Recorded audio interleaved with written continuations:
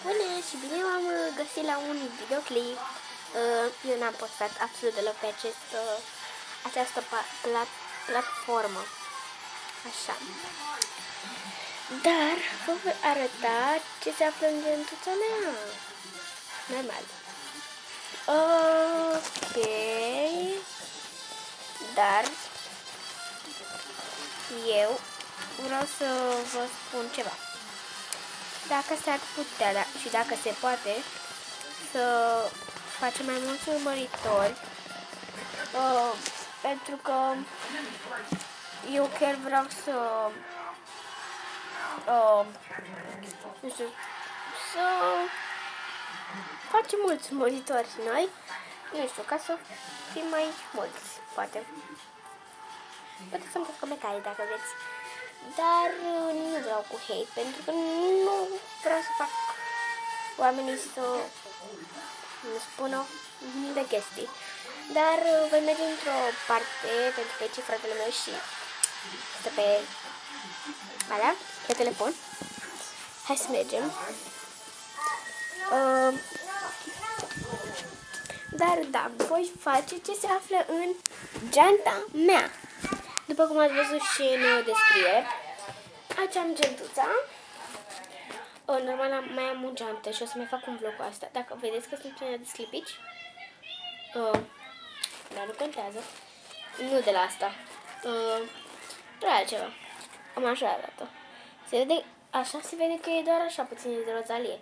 Dar dacă o apropii mai tare, se vede, e cu mai multe culori, oricum, foarte multe culori. Ce se află în gentuța mea? Mai întâi am deschis-o. Am așa o mască. Este curată, doar că eu am făcut așa, cred că la ea. Dar uitați, este curată, oricum se vede foarte clar. Această brățară nu băgă de seama, am luat-o de acolo, dar nu știu de ce. Un spray.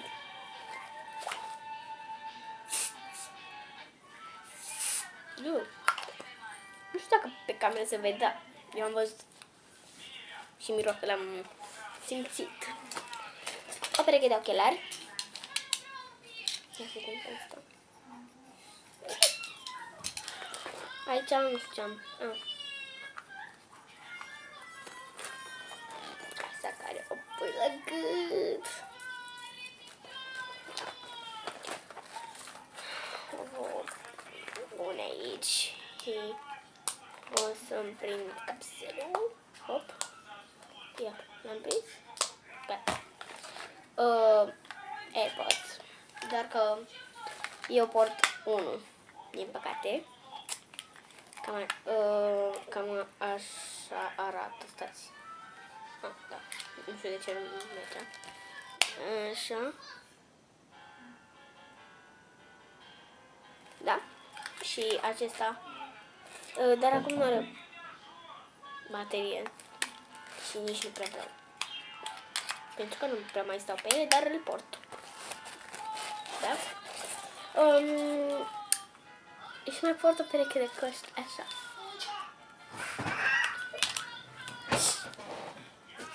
Da, deci cam atât am în geantă.